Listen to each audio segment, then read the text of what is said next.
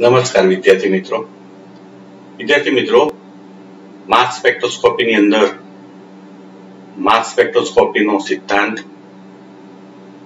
માસ સ્પેક્ટ્રોફોટોમીટર કેવી રીતે વર્કિંગ કરે છે એ બાબત અને જે માસ સ્પેક્ટ્રા જે છે એની અંદર જે વિવિધ પ્રકારના પીક્સ મળે છે એના વિશે આપણે બહુ વાત કરી ચૂક્યા છીએ. મિત્રો, માસ સ્પેક્ટ્રા મળે તો એના પરથી સંયોજનનો અણુભાર એક્યુરેસીથી કેવી રીતે મેળવાય, સંયોજનનો મોલેક્યુલર ફોર્મ્યુલા એટલે કે એનું અણુસૂત્ર પણ આપણે મેળવી શકીએ છીએ. એમાં બેનોન્સ અને વિલિયમ્સના ટેબલ આપણને બહુ ઉપયોગી થાય છે. એ વાત આપણે ગઈ વખતે કરી હતી. મિત્રો, હવે ત્રીજું સેક્શન કે જેમાં માસ સ્પેક્ટ્રાનો ઉપયોગ જે છે એ ક્વોલિટેટિવ એનાલિસિસમાં થાય છે. તો મિત્રો, ક્વોલિટેટિવ એનાલિસિસમાં જુદા જુદા ફંક્શનલ સમૂહની હાજરી એ પણ માસ સ્પેક્ટ્રાની મદદથી આપણે નક્કી કરી શકીએ છીએ. મિત્રો, આપણે સૌ જાણીએ છીએ કે જ્યારે કોઈ પણ અણુને માસ સ્પેક્ટ્રોફોટોમીટરની અંદર આપણે ઇનલેટ કરીએ છીએ ત્યારે એની ઉપર ઇલેક્ટ્રોન બીમ આપાત કરવામાં આવે છે. આ ઇલેક્ટ્રોન બીમની તીવ્રતા અને સંયોજનની સ્ટેબિલિટી આ બંનેને આધારે સંયોજન જે છે એ રેડિકલ આયન, જેને મોલેક્યુલર આયન કહેવામાં આવે છે, એમાં રૂપાંતરિત થાય છે. અને પછી આ જે રેડિકલ આયન જે છે એ ની સ્થાયિત્વને આધારે આગળ એનું ફ્રેગમેન્ટેશન થાય છે. તો મિત્રો, ફ્રેગમેન્ટેશન શું છે, ફ્રેગમેન્ટેશન કેવી રીતે થાય છે એની ચર્ચા આપણે આજે કરીશું. ફ્રેગમેન્ટેશનના વિવિધ કેવા પ્રકારો છે, ફ્રેગમેન્ટેશનથી કયા ઘટકો મળે, આ બહુ જ રસપ્રદ વિષય છે, એના આજે આપણે ચર્ચીશું. મિત્રો, આપણે સૌ જાણીએ છીએ કે જ્યારે સંયોજન ઉપર આયોનાઇઝેશન ચેમ્બરની અંદર ઇલેક્ટ્રોન બીમ આપાત કરવામાં આવે છે ત્યારે સૌપ્રથમ નીચી શક્તિ ધરાવતા લગભગ 10 થી 15 કિલો ઇલેક્ટ્રોન વોલ્ટ ધરાવતા ઇલેક્ટ્રોન બીમ આપાત કરવામાં આવે છે. અને આના કારણે મોટે ભાગે સંયોજનનું આયોનાઇઝેશન થાય છે અને એમાંથી એક ઇલેક્ટ્રોન દૂર થાય છે અને મોલેક્યુલર આયન બને છે. મિત્રો, આ મોલેક્યુલર આયન જે છે એ આયોનાઇઝેશન ચેમ્બરમાં જ બને છે અને પછી જે ઇલેક્ટ્રોન બીમ જે છે એની ઇન્ટેન્સિટી એ 50 થી 70 ઇલેક્ટ્રોન વોલ્ટ જેટલી કરવામાં આવે છે અને પરિણામે જે ઉત્પન્ન થયેલ મોલેક્યુલર આયન જે છે એ નાના નાના ફ્રેગમેન્ટમાં વિભાજિત થાય છે અને આ આખી ઘટનાને ફ્રેગમેન્ટેશન પ્રોસેસ તરીકે વર્ણવવામાં આવે છે. તો મિત્રો, ફ્રેગમેન્ટેશન પ્રોસેસ થાય છે તો આ ફ્રેગમેન્ટેશન જે છે પ્રોસેસ એના પર અસર કરતા પરિબળો કયા છે? તો મેં તમને હમણાં જ વાત કરી કે જે આપાત બીમ જે છે ઇલેક્ટ્રોન બીમ એની તીવ્રતા કેટલી છે એના આધારે ફ્રેગમેન્ટેશન થાય. જો મિત્રો, હાર્ડ આયોનાઇઝેશન પદ્ધતિ આપણે વાપરી હોય તો મોટા ભાગના બંધ તૂટી જાય છે અને ઘણી વખતે જો સંયોજન બહુ જ અસ્થાયી હોય એટલે કે પ્રમાણમાં ઓછું સ્થાયી હોય ત્યારે હાઈ આયોડાઇઝેશન મેથડથી અથવા તો ઇલેક્ટ્રોન ઇમ્પેક્ટ પદ્ધતિથી સંયોજન પૂરેપૂરું તૂટી જાય છે, બહુ નાના નાના ફ્રેગમેન્ટ થાય છે અને બહુ બધા પીક્સ મળે છે જેનું અર્થઘટન મુશ્કેલ બને છે કારણ કે સંયોજન કોમ્પ્લેક્સ હોય છે. તો આ જે આપાત ઇલેક્ટ્રોન બીમની તીવ્રતા જે છે એ પહેલું ફેક્ટર છે. તો ત્યારબાદ સંયોજનમાં કયા ફંક્શનલ ગ્રુપ આવેલા છે અથવા સંયોજનનું બંધારણ કેવું છે એના ઉપર પણ આ ફ્રેગમેન્ટેશનનો આધાર હોય છે. જો મિત્રો, સંયોજન જે છે એ સ્થાયી હોય, એમાં અમુક સમૂહો સ્થાયી આવેલા હોય તો એનું ફ્રેગમેન્ટેશન ઓછું થાય છે. ઘણા બધા સમૂહ એવા છે કે જે તરત જ બાજુમાંથી ફ્રેગમેન્ટેશન કરે છે. તો બીજો જે ફેક્ટર જે છે ફંક્શનલ ગ્રુપ અને ત્રીજું છે થર્મલ ડિકમ્પોઝિશન એટલે કે ઉષ્મીય વિભેદન. તો તો મિત્રો આ ત્રણ ફેક્ટર જે છે એ ફ્રેગમેન્ટેશન પ્રોસેસને અસર કરે છે. હવે મિત્રો ફ્રેગમેન્ટેશન કેવી રીતે થાય છે અને ફ્રેગમેન્ટેશન દરમિયાન શું થાય છે?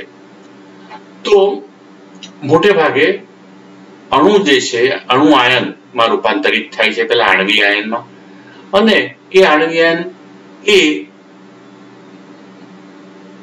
જેને કહેવાય સક્રિય ઇન્ટરમીડિયેટ છે, રિએક્ટિવ ઇન્ટરમીડિયેટ છે, અને એ આગળ ફ્રેગમેન્ટમાં રૂપાંતરિત થાય છે. તો આ જે ફ્રેગમેન્ટેશનની પ્રક્રિયા જે છે એ દરમિયાનમાં મોટે ભાગે સિમ્પલ ક્લેવેજીસ થતા હોય છે, એટલે કે સામાન્ય વિભેદન.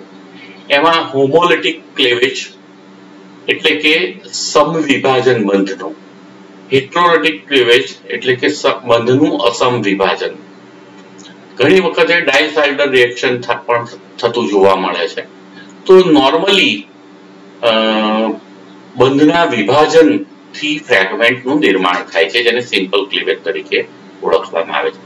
મિત્રો ફ્રેગમેન્ટેશનની પ્રક્રિયા દરમિયાન ઘણા બધા રીએરેન્જમેન્ટ રિએક્શન પણ થતા જોવા મળ્યા છે. તો એમાં સ્ક્રેમ્બલિંગ, મેકલાફર્ટી રીએરેન્જમેન્ટ, એલિમિનેશન રિએક્શન, તો આ બધા રીએરેન્જમેન્ટ દ્વારા પણ ફ્રેગમેન્ટેશન થતું જોવા મળે છે. મિત્રો આજે આ લેક્ચરની અંદર ફ્રેગમેન્ટેશન પદ્ધતિનો મૂળભૂત પાયાની બાબત જે છે હું તમને શીખવાડવા જઈ રહ્યો છું. જ્યારે જો તમે ધ્યાનમાં રાખશો તો ફ્રેગમેન્ટેશન જ્યારે પણ તમે કરશો કોઈ પણ અણુનું, તો એ વખતે તમને સાચું ફ્રેગમેન્ટેશન કરશો. તો અહીંયા મિત્રો તમે જોઈ શકો છો સ્ક્રીન ઉપર કે ધારો કે ABC એ સંયોજન છે. સૌ પ્રથમ એનું રેડિકલ આયનમાં, જેને મોલેક્યુલર આયન કહીએ છીએ, એમાં રૂપાંતર થાય છે. તો રેડિકલ આયન એટલે શું? પ્લસ ચાર્જ અને મુક્ત મૂલક એટલે કે ઇલેક્ટ્રોન, આ બંને હાજર હોય ત્યારે એને રેડિકલ આયન કહીએ છીએ. તો મિત્રો રેડિકલ આયન સ્વરૂપે હંમેશા મોલેક્યુલર આયન હોય છે, એટલે કે સંયોજનમાંથી એક ઇલેક્ટ્રોન દૂર થવાથી આ રેડિકલ આયન ઉત્પન્ન થાય છે. તો ઇલેક્ટ્રોન બીમના આપાત થવાથી સૌપ્રથમ મોલેક્યુલર આયન પીક ઉત્પન્ન થાય છે.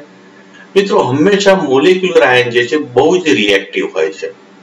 આગળ એનું ફ્રેગમેન્ટેશન, તો મુખ્યત્વે કોઈ પણ રેડિકલ આયનનું ફ્રેગમેન્ટેશન બે પ્રકારે થાય છે. નંબર 1, આ રેડિકલ આયન જે છે એનું આયન અને રેડિકલ એમાં વિભેદન થાય છે. મિત્રો રેડિકલ આયનનું આયન અને રેડિકલ એટલે કે પ્લસ ચાર્જ ધરાવતા આયનમાં નાના અને રેડિકલ એમ વિભેદન થાય છે. અથવા તો એનું નાના રેડિકલ આયનમાં, આ મોટું રેડિકલ આયન છે એમાંથી નાનો રેડિકલ આયન ઉત્પન્ન થયો અને વત્તા એ દરમિયાનમાં ન્યુટ્રલ અણુ H2O, HCN, આ બધા કાર્બન મોનોક્સાઇડ આવા છૂટા પડે છે. તો મિત્રો રેડિકલ આયનમાંથી હંમેશા આયન અને રેડિકલ, અથવા તો પછી નાનો રેડિકલ આયન અને તટસ્થ અણુ બને છે. મિત્રો અહીંયા ઓડ ઇવન નો એક ઇલેક્ટ્રોનનો નિયમ છે, એ પણ આપણે સમજી લઈએ. મિત્રો આપણે જાણીએ છીએ કે રેડિકલ આયનમાં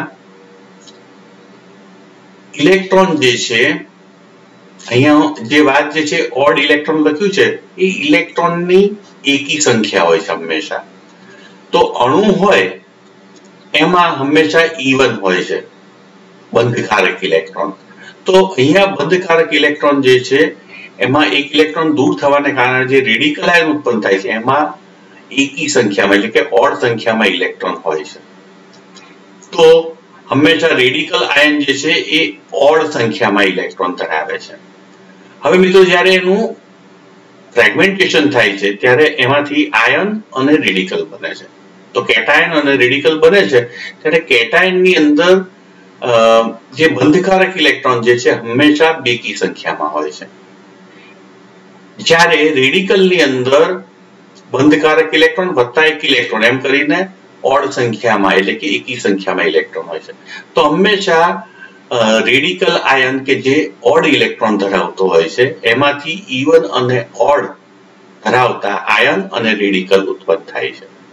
ઓડમાંથી ઓડ કે ઇવન ઉત્પન્ન થતું નથી.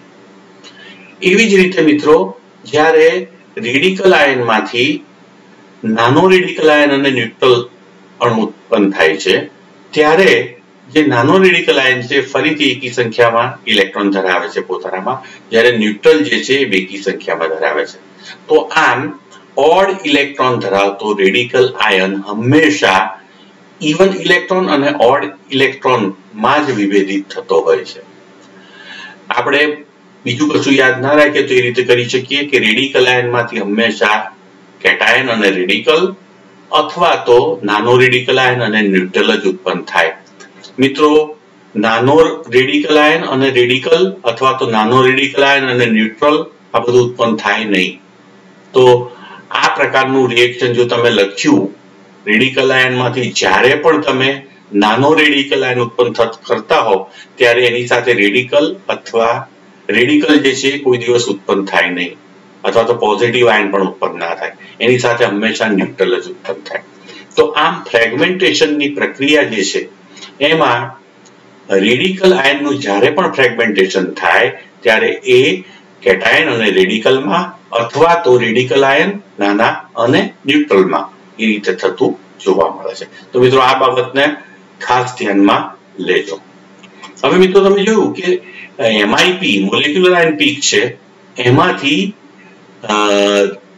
આયન કેટાયન અને રેડિકલ બને છે અને બીજું શું બને છે? રેડિકલ આયન અને ન્યુટ્રલ બને છે. તો હવે આ બધા જે ટુકડા જે છે એનો તમે અભ્યાસ કરો તો તમને ખબર પડશે કે આ પોઝિટિવ ચાર્જ ધરાવે છે, નાનો રેડિકલ આયન પણ પોઝિટિવ ચાર્જ ધરાવે છે, જ્યારે રેડિકલ અને ન્યુટ્રલ આ બે જે છે એ કોઈ પણ ચાર્જ ધરાવતા નથી. અચ્છા, હવે આ રેડિકલ આયન પણ આગળ આની જેમ જ બે રીતે વિભેદિત થઈ શકે છે.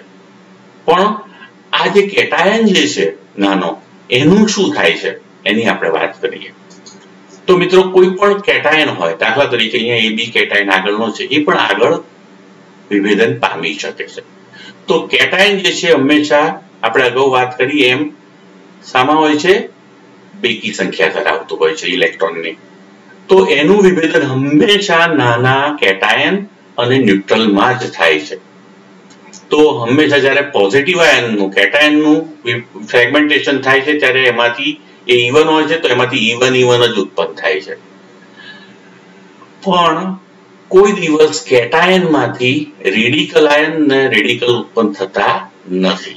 તો આ બાબતને આપણે ખાસ ધ્યાનમાં લઈશું. તો મેં અગાઉ વાત કરી એમ કે રેડિકલ આયન જો મોલેક્યુલર આયન રેડિકલ આયન છે તો એમાંથી આ બે પ્રકારે વિભેદન થશે. પહેલા પ્રકારમાં કેટાયન અને રેડિકલ, જ્યારે બીજા પ્રકારમાં રેડિકલ આયન નાનો અને ન્યુટ્રલ ઉત્પન્ન થાય છે. મિત્રો આ જે છે રેડિકલ આયન એ ફરીથી જ આ બે પ્રકારે થઈ શકે છે. પણ આ જે કેટાયન જે છે એનું વિભેદન ફરીથી આગળ થાય છે એ નાના આયનમાં અને ન્યુટ્રલમાં થાય છે. તો મિત્રો ફ્રેગમેન્ટેશન ના મુખ્યત્વે 3 પ્રકાર છે. કેટલા? 3 પ્રકાર. પહેલું મેં તમને વાત કરી એ પ્રમાણે કે રેડિકલ આયનમાંથી આયન અને રેડિકલ અથવા તો નાનો રેડિકલ આયન ન્યુટ્રલ અથવા તો જે કેટાયન બન્યો હોય એનું ફ્રેગમેન્ટેશન આગળ નાના કેટાયન અને ન્યુટ્રલમાં થાય છે, જ્યારે આ બધું બનતું નથી. તો મિત્રો એ દ્રષ્ટિએ આપણે બહુ જ સહેલાઈથી આ બાબતને સમજી શકીએ છીએ. મિત્રો ફ્રેગમેન્ટેશન દરમિયાન હમણાં જ આગળ વાત કરી એમ કે ન્યુટ્રલ અણુ ઉત્પન્ન થાય છે. તો જે ન્યુટ્રલ સ્પીસીસ છે એમાં H2S છે, CO છે, CO2 છે, HX છે, H2O, HX એટલે HCl હેલોજન ધરાવતો, HBr, HF, H2O, C2H2 આ બધા જે ન્યુટ્રલ જે છે એ બધા બેકી સંખ્યા ધરાવે છે. મિત્રો એનો અણુભાર જે છે બેકી સંખ્યામાં છે, જ્યારે માત્ર એક જ HCl જો ન્યુટ્રલ તરીકે રિમૂવ થતો હોય તો એ એકી સંખ્યામાં અણુભાર ધરાવે છે. તો જ્યારે બેકી સંખ્યા ધરાવતો કોઈ પણ તટસ્થ ફ્રેગમેન્ટેશન દરમિયાન દૂર થતો હોય તો જે ફ્રેગમેન્ટ ઉત્પન્ન થાય છે એની માસ પેરિટી જે છે એ કોઈ દિવસ બદલાતી હોતી નથી. પણ જો HCN ઉત્પન્ન થાય તો માસ પેરિટી ચેન્જ થાય છે, એટલે કે એકી હોય તો બેકી થઈ જાય, બેકી હોય તો એકી થઈ જાય. દાખલા તરીકે અહીંયા ઉદાહરણ લઈએ C5H5N પ્લસ માઇનસ. આ જે છે મોલેક્યુલર આયન છે. તો એનો મોલેક્યુલર આયનનો M/E અથવા M/Z જે છે એ 79 છે, એટલે કે એકી સંખ્યા છે. એટલે એકી સંખ્યા એટલે ઓડ. તો મિત્રો આનો માસ જે છે એ ઓડ સંખ્યામાં છે. હવે જ્યારે એનું ફ્રેગમેન્ટેશન થાય છે ત્યારે એમાંથી ઇથિલિન C2H2 દૂર થાય છે. તો આ ફ્રેગમેન્ટ આપણને, તો તમે જોયું અગાઉ આપણે વાત કરી કે રેડિકલ આયનમાંથી આ શું બન્યો, નાનો રેડિકલ આયન અને તટસ્થ. તો અહીંયા આનો જે માસ જે છે એનું વજન એ 53 થાય છે. તો 79 માંથી 53, તો અણુભાર જે છે એકી હતો, એકી જ રહ્યો. તો ફ્રેગમેન્ટેશન દરમિયાન જો તટસ્થ અણુ તરીકે બેકી અણુભાર ધરાવતા સ્પીસીસ દૂર થતા હોય તો એ વખતે માસ પેરિટી બદલાતી નથી. એકી હોય તો એકી રહે ને બેકી હોય તો બેકી રહે. પરંતુ જો HCN જેવા એકી સંખ્યા ધરાવતા ન્યુટ્રલ અણુ દૂર થતા હોય તો એ વખતે માસ પેરિટી અહીંયા એકી છે તો અહીંયા બેકી થઈ જાય છે. તો તમે જોઈ શકો છો C5H5N માંથી HCN દૂર થાય તો C4H4 નાનો રેડિકલ આયન અને તટસ્થ. તો મિત્રો અહીંયા 52 થઈ ગયો. તો જો બેકી સંખ્યા ધરાવતો તટસ્થ દૂર થાય તો માસ પેરિટી નથી બદલાતી, અને એકી સંખ્યા ધરાવતો થાય તો માસ પેરિટી બદલાય છે.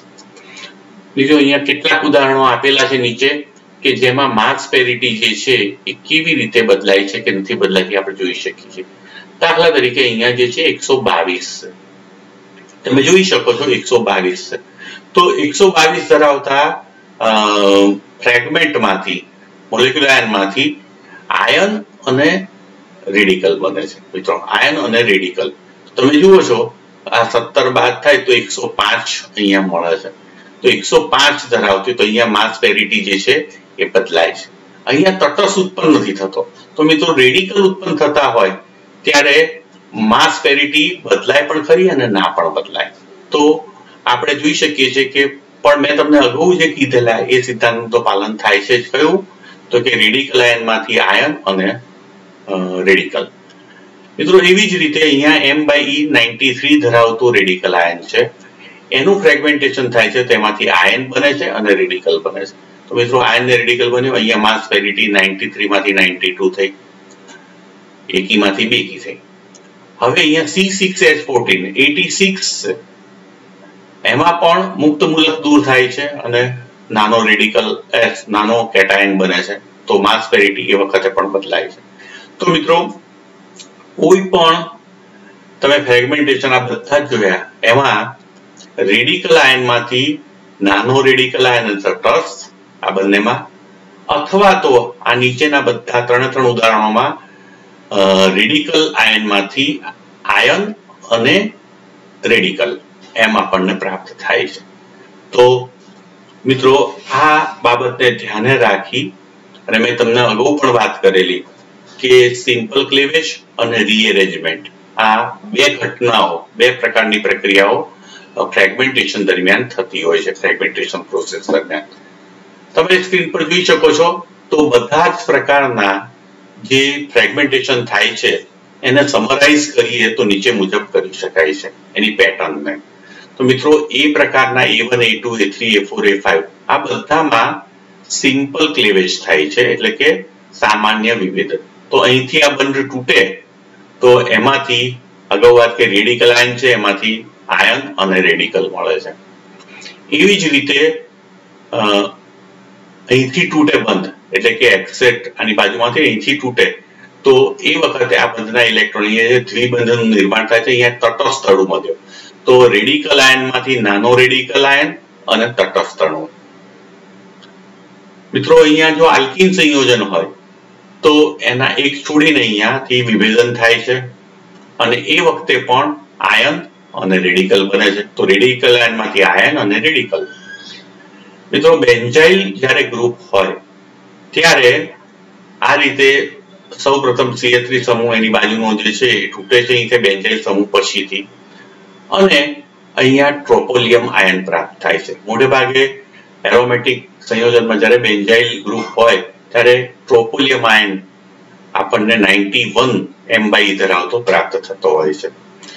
A5 પ્રકારનું સિમ્પલ ક્લીવેજ કે જ્યારે હેલોજન જેવા અથવા તો ORS, SR કે NR2 હોય ત્યારે એમાંથી પણ રેડિકલ આયનમાંથી આયન અને રેડિકલ આપણને પ્રાપ્ત થાય છે અને સિમ્પલ ક્લેવેજ. તો મિત્રો આ બધા 5 માં સિમ્પલ ક્લેવેજ છે. અચ્છા, બી પ્રકારનું જે છે જુદું કે જ્યારે આવા હેલોજન જેવા હોય છે ત્યારે ઘણી બધી વખતે આર જે છે રેડિકલ તરીકે અને આ જે ઇલેક્ટ્રોન જે છે બંધના એ બંને અહીંયા શિફ્ટ થાય છે. એટલે RCX+ આપણને આ પ્રકારનો આયન મળે છે ને રેડિકલ. તો રેડિકલ આયનમાંથી આયન અને રેડિકલ. એવી જ રીતે કાર્બોનિલ સમૂહ જ્યારે પણ હોય ત્યારે RCO3++ વત્તા રેડિકલ. તો મિત્રો અહીંથી જે છે એ અહીંયા શિફ્ટ થાય છે અને ટ્રિપલ બંધ થઈ જાય છે અને RCO+ હંમેશા મળે છે. આ બંને સેમ પ્રકારના રિએક્શન છે. અહીંયા સિંગલ બંધ હોય ત્યાં દ્વિબંધ થાય છે, અહીંયા દ્વિબંધ હોય ત્યાં ટ્રિપલ બંધ થાય છે. તો અહીં પણ પ્લસ અને આ ધરાવતો આયન અને રેડિકલ પ્રાપ્ત થાય છે. મિત્રો ચક્રીય આલ્કીન સંયોજન હોય ત્યારે ઘણી વખતે ડાઇલ્સાલ્ટર રિએક્શન પણ જોવા મળે છે. તો અહીંયા રેડિકલ આયનમાંથી નાનો રેડિકલ આયન અને તટસ્થ અણુ તરીકે ઇથિલિન છૂટો પડે છે. તો સિમ્પલ ક્લીવેજમાં આટલા પ્રકારના 8 પ્રકારના આપણને જુદા જુદા પેટર્ન જોવા મળે છે ફ્રેગમેન્ટેશનના. મિત્રો ફ્રેગમેન્ટેશન દરમિયાન ઘણી બધી વખતે જુદા પ્રકારના રીએરેન્જમેન્ટ રિએક્શન પણ થાય છે જે સ્પેશિયલ પ્રકારના હોય છે. તો મિત્રો અહીંયા તમે જોઈ શકો છો કે જ્યારે હેલોજન હોય અને અહીંયા વચ્ચે કાર્બન ચેન હોય ત્યારે છેલ્લા કાર્બનને એની વચ્ચે થઈને ચક્રીય નાનો રેડિકલ આયન હોય. તો રેડિકલ આયનમાંથી ચક્રીય રેડિકલ વત્તા HX જે તટસ્થ અણુ સ્વરૂપે છૂટો પડે છે. તો મિત્રો અહીંયા ચક્રીય સંયોજનનું નિર્માણ થાય છે. તો રેડિકલ આયનમાંથી નાનો રેડિકલ આયન અને તટસ્થ બને છે. એવી જ રીતે મિત્રો અહીંયા તમે જોઈ શકો છો કે આલ્કીન સંયોજન હોય ત્યારે પણ આવી રીતના રીએરેન્જમેન્ટ થઈ અને આપણને આ તટસ્થ અણુ અને નાનો રેડિકલ આયન પ્રાપ્ત થાય છે. મિત્રો એવી જ રીતે હેલોજન સંયોજન હોય ત્યારે તટસ્થ અણુ અને નાનો રેડિકલ આયન આપણને પ્રાપ્ત થાય છે. અહીં પણ તમે દ્વિબંધયુક્ત સંયોજન જ્યારે હોય ત્યારે અહીંયા પણ તટસ્થ અણુ અને નાનો રેડિકલ આયન પ્રાપ્ત થાય છે. અને મેકલાફર્ટી રિએક્શન જે છે એ પણ અહીંયા તમે જોઈ શકો છો. તો જ્યારે CHN CuN જ્યારે અહીંયા X બરાબર હોય ત્યારે આ પ્રકારનું રીએરેન્જમેન્ટ થઈ પરમાણુઓનું અને તટસ્થ અણુ અને આ રીતે નાનો રેડિકલ આયન પ્રાપ્ત થાય છે. તો મિત્રો અગાઉના 8 અને આ 5 કુલ 13 પ્રકારની પેટર્ન તમે તમામ 13 પ્રકારની પેટર્ન જોશો તો તમને દેખાશે કે બધામાં જે મૂળભૂત રેડિકલ આયન છે એમાંથી નાનો રેડિકલ આયન અને તટસ્થ અથવા તો આયન અને તટસ્થ રેડિકલ એમ આપણને પ્રાપ્ત થાય છે. તો 13 પેટર્ન જે છે એ પછી સિમ્પલ ક્લેવેજની હોય કે રીએરેન્જમેન્ટની હોય એ તમામ પેટર્નની અંદર મુખ્યત્વે રેડિકલ આયનનું ફ્રેગમેન્ટેશન તો 2 જ પ્રકારે થતું જોવા મળે છે.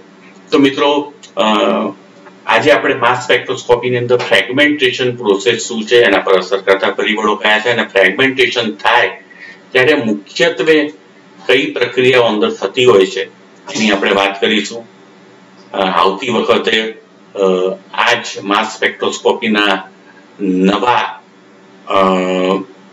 મુદ્દાઓને લઈને ટોપિકને લઈને આપણે ફરીથી મળીશું. ત્યાં સુધી રજા આપશો. નમસ્કાર.